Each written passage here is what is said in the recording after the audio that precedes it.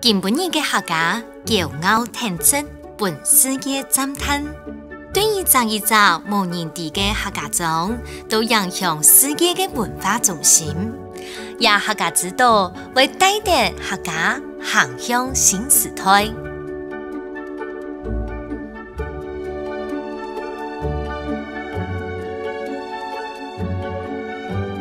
客家人歷史嘅源頭，接以開在酒店，因為強調係原鄉帶來嘅 DNA。目前，台灣嘅客家人口大約有453萬7千人，佔台灣總人口數嘅19.3%。人數最多嘅係西洋客，剩下來係海陸客、太浦客同饒平客，還有人數少唔過保留古言古意嘅浙灣客。五種強調嘅豐富語呢，變做台灣嘅客家原鄉地圖。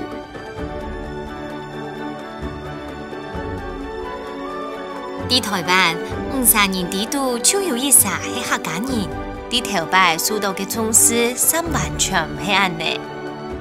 今本日客家做得變做世界嘅客家，仲下係因為20年前做錯嘅一件事情。2001年，行政院客家委員會成立，全球第一個普惠級客家事務專職機構，專職專權嘅推動，對嘅意思本客家文化當日嘅當今態勢。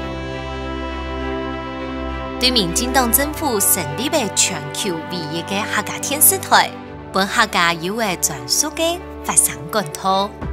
成立講客廣播電台，係第一個全國性嘅客語廣播電台。小英總統當初間嘅推動浪漫台三線，本台三線變做客家文化行向世界舞台前瞻嘅出發點。客家推動嘅6隊客家文化園區，撈台灣客家文化館，變做文化保存、產業發展、撈觀光交流嘅平台。全世界冇一個國家對少數文化嘅重視係用中央做單位來推動嘅，當到政策都係世界第一，未成就嘅今本日客家嘅偉業。本客家文化第20年間，用講述第世界上發展出強強嘅光景。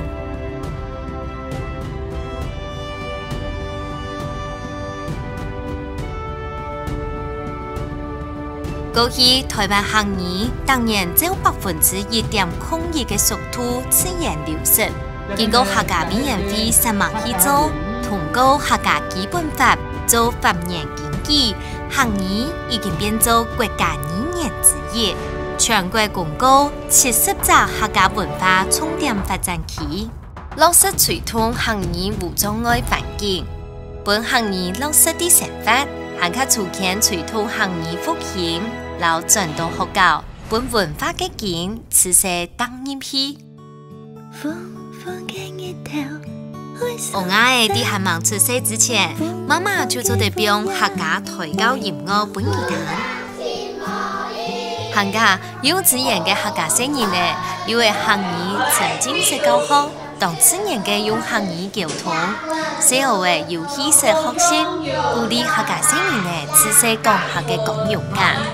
推動客語新城市之途，打開嘅客家語言多年學習嘅管道。客家電視台、講客廣播電台，本大家的生活輕鬆嘅對話當中學會客語，成立數位台灣客語語料庫，建置數位台灣客家莊，客家全球聽友客語能力認證。本台灣嘅客語文化變做全球都做得使用嘅雲端智庫，也就係政府聽數客語轉到公共領域嘅具體實現。政府全力推動客家文藝復興，讓客家藝術華麗變身，改變嘅國際能見度、老師也高度，也數家鄉嘅客家文化。並同時出現喺日本文壇，日本主播對嘅唔單止係薩庫拉，還有嘅係唔接看到嘅客家童話，客家蓝衫帮前带领比利时嘅流行时尚，新一代行业流行，同时未闹热起中央公园嘅 New Yorker， 客家就唔是個少人才走出去，因為世界前瞻嘅一流藝術家都想去行業來。新一代啲傳承人嘅成行得到養分，老一輩啲後生人嘅成行潛到生命力。客家藝術用皮皮嘅生命力，當地嘅開啟產業。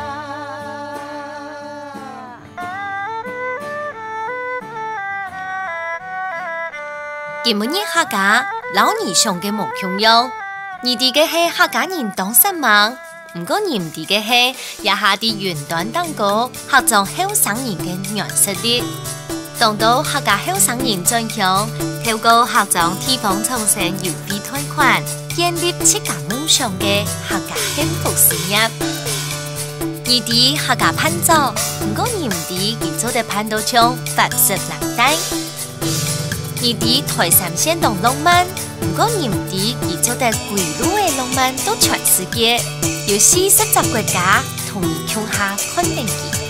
呢啲將紫色路串聯嘅台三線嘅山野、老天牛路，唔過年底做得國家都國際舞台，然後韓國自主牛輪小路叫做友誼葡萄，唔啲客家莊，唔過年底台灣係全世界客家文化嘅重鎮。